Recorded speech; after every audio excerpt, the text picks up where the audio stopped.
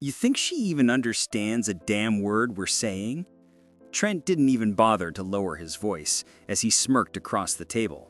Derek chuckled and replied, "Doubt it, but hey, $1 billion buyout for a silent sushi doll. I'll take that deal any day." That's how it started. A private dinner worth $800 million set in the heart of San Francisco's most exclusive rooftop restaurant, with panoramic views stretching across the bay. But what should have been a historic partnership turned into something far uglier. An unspoken war of glances, silence, and prejudice. At the head of the table sat Kumiko Hayashi, a Japanese tech billionaire who built her company from scratch. Her silence wasn't weakness, it was restraint. She didn't speak English tonight, not because she couldn't, but because she wouldn't. It was her armor. And behind her, unnoticed and unseen, moved Naomi Brooks, a young black waitress with a lean frame, almond eyes, and posture like a dancer. She wasn't just refilling wine glasses, she was watching everything. Every word, every microaggression, every insult whispered like it couldn't be heard. But Naomi heard it all. The smirks, the sweetheart snaps of fingers, the racial innuendos, the dismissal of Kumiko as nothing more than an exotic obstacle on their road to conquest. What happened next was not just a business reversal, it was a revolution disguised as dinner service. This isn't just another power play at a negotiation table. This is a black story. A story about the underestimated, the overlooked, and the powerful silence of women who refuse to be erased. And when Naomi finally opened her mouth, she didn't just translate, she flipped the entire room upside down. So before we dive into what happened that night, the deals, the deceit, the dignity, make sure you're following the channel. We share stories like this every week. Stories that remind us the quietest voices often carry the most weight. Because sometimes the people you ignore the most are the ones rewriting the ending. Stay with us. You'll want to hear this one. The restaurant was called the Palisade. Perched on the top floor of a glass and steel tower in downtown San Francisco. It wasn't just a place to eat, it was a statement. The chandeliers didn't just hang, they cascaded like frozen waterfalls. The marble floors gleamed under low amber lights. And a view, a 360-degree panorama of a city built on ambition. Inside the private room, reserved for this dinner, the atmosphere was heavy with exclusivity. Rich mahogany panels lined the walls. A long, curved table of polished walnut reflected the dim glow of the candles. The scent of roasted duck, truffle oil, and expensive bourbon hung in the air. At one end of the table sat Derek Caldwell, CEO of Valencourt Biotech. Tall, broad-shouldered, in a tailored gray suit that cost more than most people's monthly rent. His slicked-back blonde hair and perfectly timed grin belonged to a man who always expected to win. Beside him, CFO Trent Langley, younger, sharper, hungrier. His suit was darker, his watch flashier. If Derek was the king in the boardroom, Trent was the executioner. Together, they were sharks in human skin, calculating, impatient, and utterly convinced of their dominance. Across from them, the woman they believed they were about to conquer, Kumiko Hayashi, a billionaire in her own right, founder and CEO of Hoshiko AI, the Tokyo-based pioneer in surgical robotics and neural interface technologies. But tonight, she was the mystery in the room.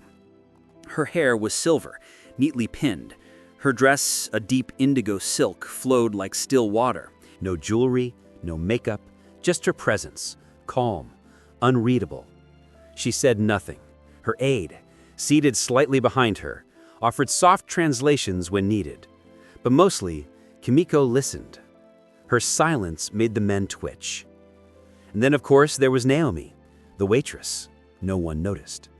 Slipping between tables, adjusting wine levels, clearing plates.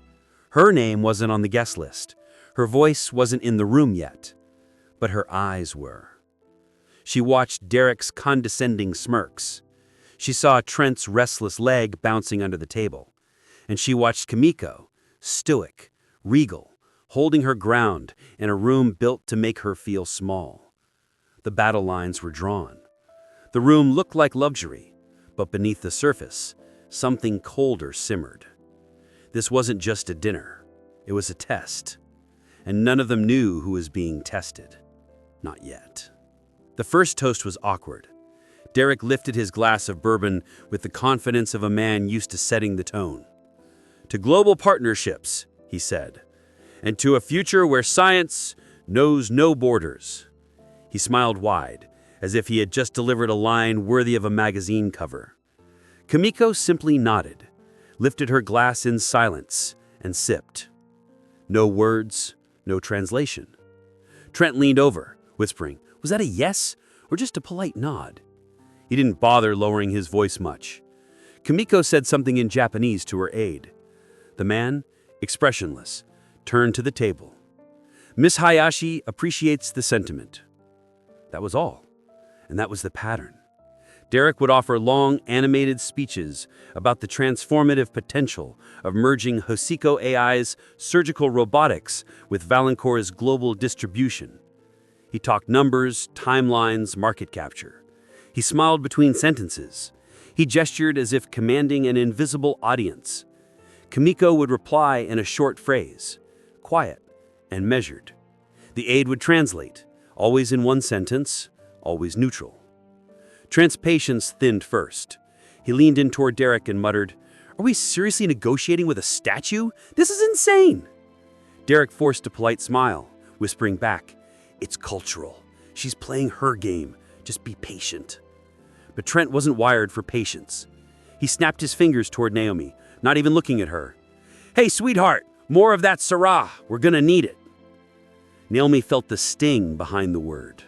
Not the request, the tone, the familiarity that wasn't earned.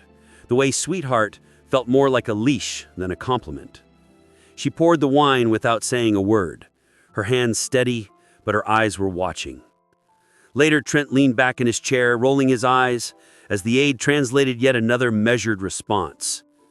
"You know," he said loudly, "we could probably just replace her with a chatbot. Would get more interaction." Derek chuckled. Naomi saw Kimiko's face, still calm, but something in her eyes shifted. A slinker, a wound being registered, then hidden again. They weren't talking to her. They were talking over her, around her, through her. They saw a language barrier, but they didn't see what that barrier said about them. To them, Kimiko was a problem to solve, a figure to convert, a name on a contract. To Naomi, she looked like something else entirely. A mirror. And she could feel the tension rising. The room wasn't just getting colder, it was cracking. Naomi Brooks had always known how to disappear. She was taught. Not directly, but through years of subtle lessons. In classrooms where she was the only black girl, in stores where she was followed, not greeted, in interviews where they smiled but never called back. In this restaurant, she was invisible by design. It was part of the training. Seamless service, quiet steps, eyes down, hands quick. Never speak unless spoken to. Make them feel special without ever being seen. But Naomi didn't always live in the shadows. There was a time when our world was filled with color, texture, and sound. Kyoto, Japan. Her mother had been a diplomat stationed there for nearly a decade. Naomi had spent her formative years walking cobbled temple paths, chasing cicadas in the summer heat, and folding paper cranes in a quiet schoolroom with children who never once asked her why her skin was different. She learned Japanese before she learned sarcasm, before she learned to flinch at expectations, before she understood what it meant to be other. The language stayed with her not just in memory, but in tone and instinct. She remembered the weight of the words, the cadence of respect embedded in every sentence. She remembered the bowing, not just of the body, but of intention. That world had been hers once. Then came the move back to the States. Then came the realization that being fluent in Japanese was more impressive when said by someone who didn't look like her. That her story wasn't exotic enough. That her intelligence would always be second-guessed because she didn't look like the poster child for excellence. Now at 24, Naomi was juggling shifts, student loans, and silent dreams.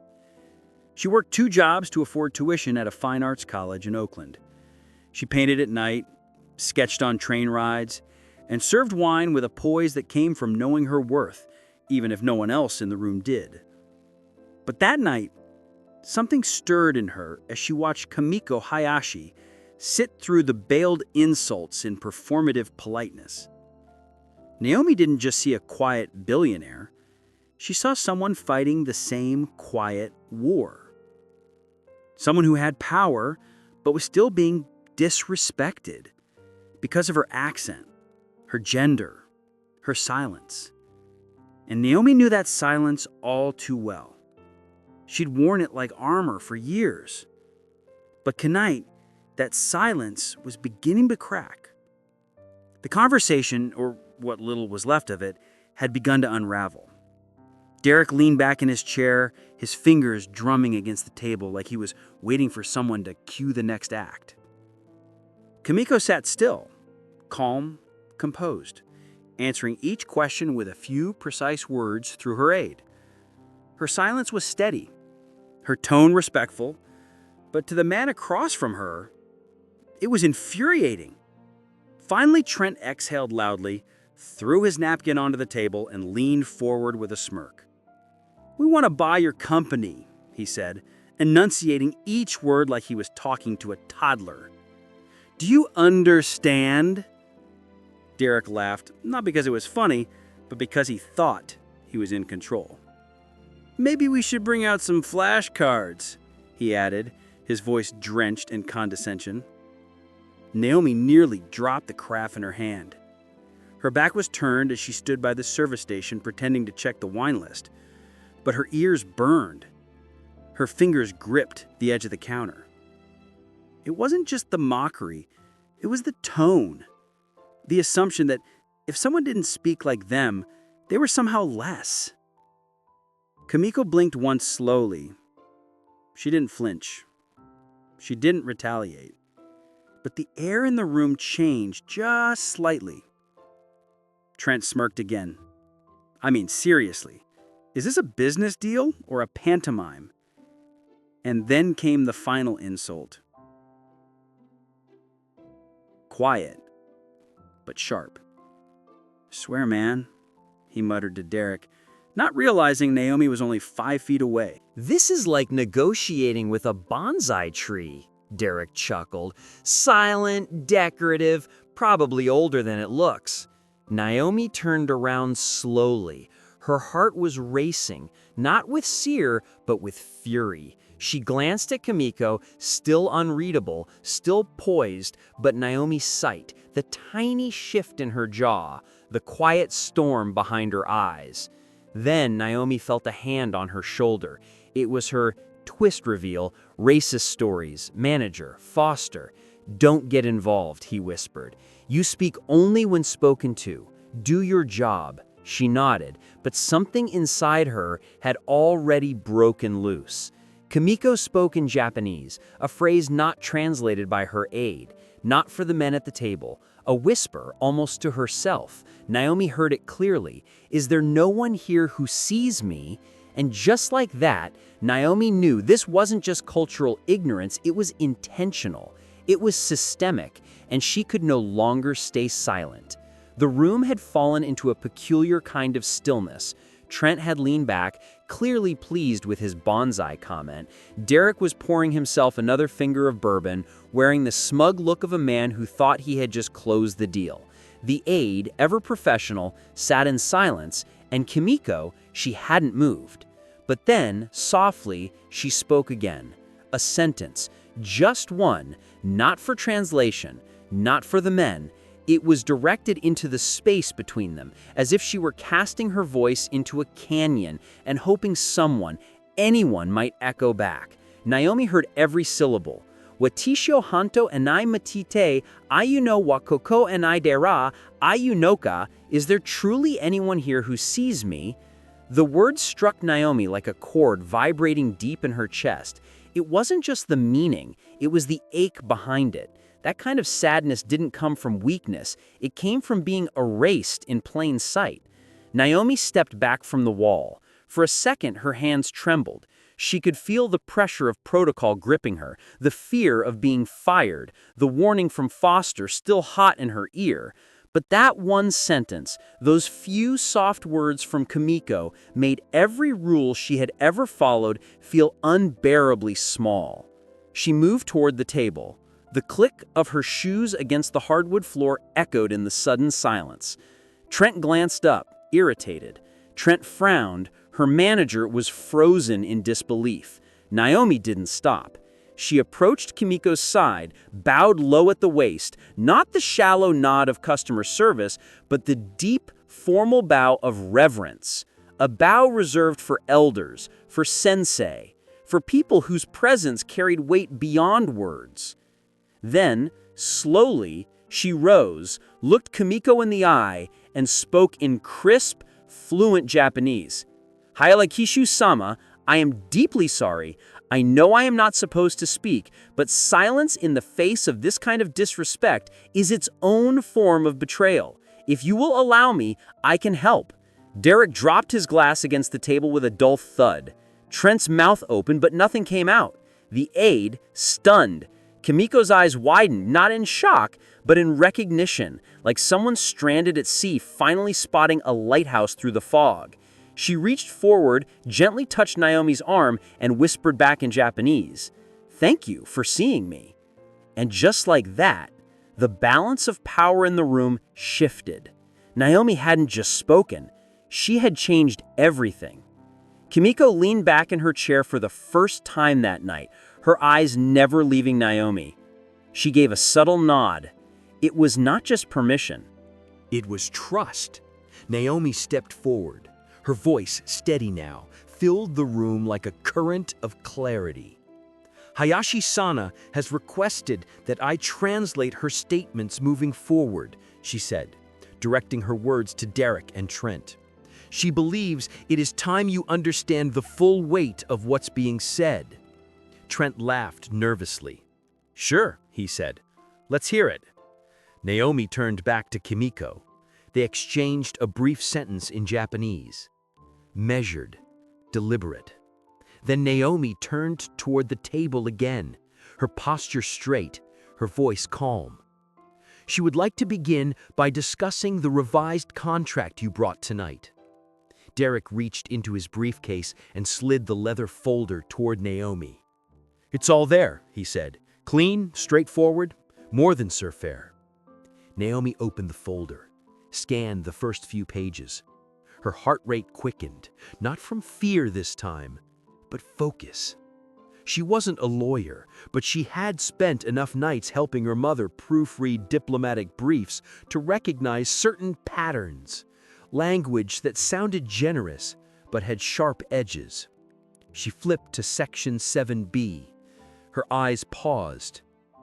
"This clause," she said slowly, "gives Valancourt unrestricted rights to renegotiate all intellectual property licenses post-merger. That includes the surgical AI Kumiko Hayashi personally developed." Derek blinked. "That's standard merger language." Naomi shook her head. "No, it's intentionally vague. It allows you to sell off her patents, stripped the core technology without needing approval." Trent waved his hand. "It's a safeguard, just in case things shift post-acquisition." Naomi didn't even look at him. She continued flipping pages. "Section 12, she said, her tone sharpening. "This is a non-compete clause, but it's written so broadly it wouldn't just prevent Ms. Hayashi from starting a new tech firm. It would prevent her from consulting, teaching, speaking at conferences for 10 years. She looked directly at them now. "You're not just trying to buy her company, you're trying to erase her from the industry." The silence that followed was heavy. Derek's jaw tightened. Trent muttered something under his breath. Their confidence, their smug control, it was slipping. And Tico, she hadn't said a word, but her face held the quiet satisfaction of a chess player watching a checkmate unfold, one move at a time. Naomi had cracked the code, and now the trap was wide open. The air in the room had gone still, dead still. Trent fidgeted with his pen. Derek cleared his throat, his eyes darting to the window as if the city lights could offer him an escape. But there was no getting out of this. Naomi closed the contract folder slowly, her hands precise, her eyes unwavering. And then Kimiko spoke this time. Her voice was soft, but carried a new kind of weight. She gave a single instruction in Japanese to her aide, who nodded without a word. From the inside pocket of his blazer, the aide produced a small silver device. It was sleek, no bigger than a phone. He placed it gently on the table and pressed play. The first only static. Then came Derek's voice, sharp, unmistakable. "Let's just get to the final offer. Cut out the incentive clauses. We'll absorb her execs. She'll never know the difference." Trent's laugh followed, full of teeth.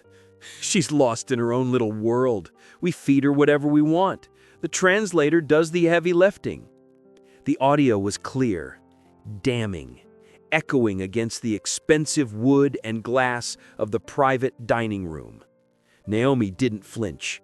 She translated the essence of what had been said, even though the meaning was painfully obvious. "They assumed she didn't understand," she said. They joked about manipulating the terms. They laughed about silencing her team. They made a plan to dismantle her legacy in front of her, banking on her silence. Trent stood abruptly. "You can't record private meetings without consent. That's illegal." Naomi turned to him, cool and steady. So is fraud. Derek stayed seated, but the color had drained from his face. He looked at Kimiko, really looked at her for the first time. She wasn't small. She wasn't silent. She was a fortress, and she had just opened fire. Kimiko didn't smile. She didn't need to. The recording clicked off with a final metallic beep. The silence that followed wasn't empty. It was judgment, a verdict. Naomi folded her hands in front of her. Her voice was low but strong. "You didn't just underestimate a woman. You underestimated the wrong woman. And you forgot that silence doesn't mean surrender." This wasn't business as usual anymore. This was war. And Kimiko Hayashi had just won the first battle. The door slammed open. Naomi barely had time to turn before her manager stormed in, his face flushed with fury. Foster was usually cold, composed, the kind of man who spoke in half sentences and raised eyebrows, but not tonight. Tonight, he looked like a man seconds away from exploding. "What the hell was that?" he hissed, stepping past the stunned executives, ignoring Kimiko completely. His voice was low, but venomous. "You left your station? You inserted yourself into a private meeting? You spoke to a guest?" Naomi stood still. She didn't speak. She didn't flinch. "You're done," he snapped. "You're finished here, Naomi. I don't care what the excuse is. You're fired. Immediately."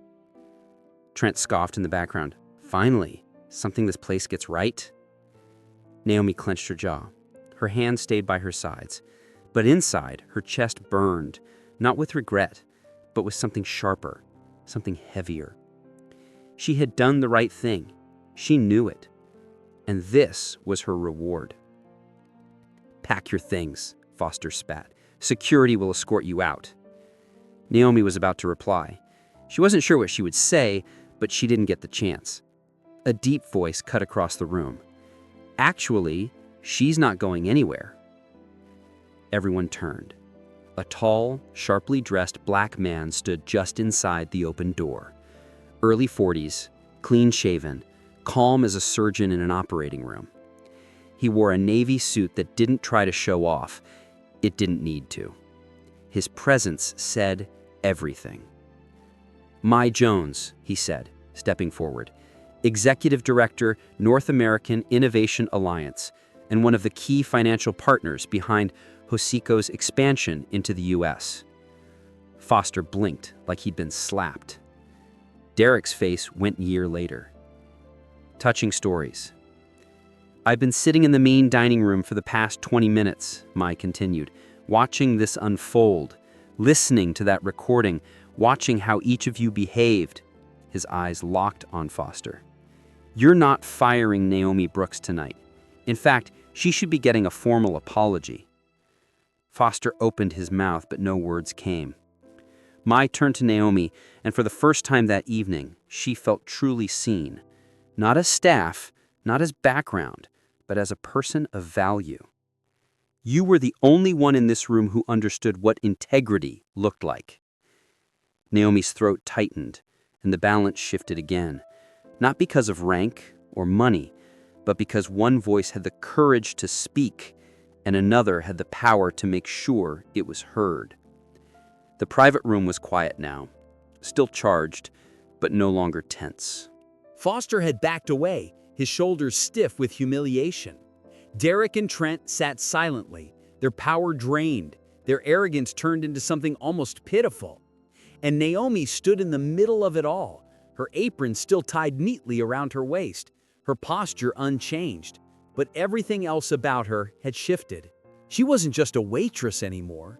She was the woman who had changed the course of a multi-million-dollar deal with her voice and her courage. Kimiko turned toward her for the first time all night, her expression softened. She spoke gently in Japanese, her words elegant and measured. Naomi listened, her chest rising and falling with each syllable. Then she turned to Mai, translated softly, and gave a quiet nod. Mai stepped forward. "Miss Hayashi has a request," he said, addressing Naomi directly. "She would like to formally offer you a position with Hoshiko's global strategy team, not just as a cultural liaison, but as an executive aide, someone who understands the unspoken, who listens between the lines." Naomi blinked. She wasn't sure she had heard him correctly. "You'd be based in San Francisco," Mai continued. "You'd help lead our U.S. expansion, advise on international partnerships, and oversee future diversity initiatives within the company." He paused, letting that settle. "Your tuition covered, any graduate program you choose, anywhere in the world, fully funded. You'll have housing provided near our offices, and a starting salary that reflects the value you've already proven you bring." Naomi felt her breath catch. The floor beneath her feet suddenly felt foreign, like it belonged to someone else. This couldn't be real. Kimiko stood. She crossed the room slowly, meeting Naomi face to face. She didn't offer a handshake. Instead, she reached out and took Naomi's hand gently in both of hers. "You saw me," she said in soft accented English when no one else did. Naomi nodded, her voice caught in her throat. "I'd be honored," she finally whispered. "Truly," Kimiko smiled. "Then come with us. We have work to do. Real work." And just like that, the door that had been closed her entire life wasn't just open. It had been blown off its hinges. A new future was waiting, and Naomi Brooks was finally walking through it. The fallout was swift and brutal.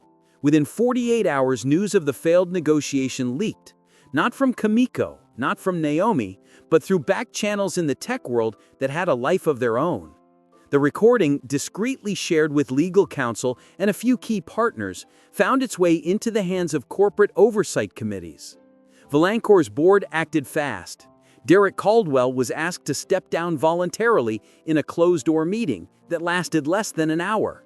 His golden parachute was shredded. His name was removed from the company website by noon. Trent Langley resigned 2 days later, citing personal reasons, but everyone knew the truth.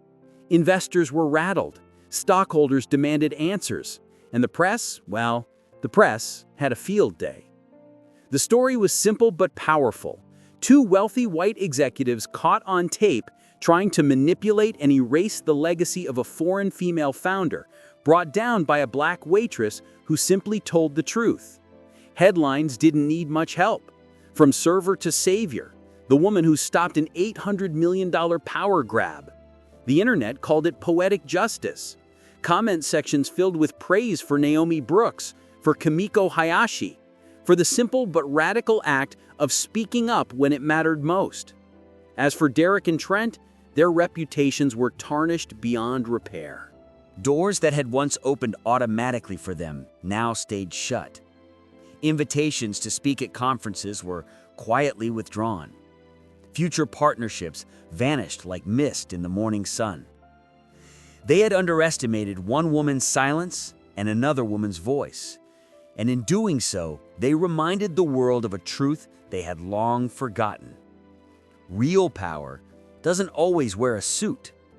Sometimes it wears an apron. And sometimes the people you never thought mattered are the ones who change everything.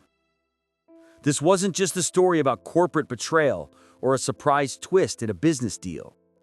It was a story about visibility, about dignity, about what happens when the world assumes silence means weakness, and when it dismisses people because of how they look, where they're from, or the uniform they wear. Naomi Brooks was never just a waitress. She was a young woman carrying years of lived experience, a deep understanding of culture, and a quiet strength most people overlooked. She saw what others refused to see.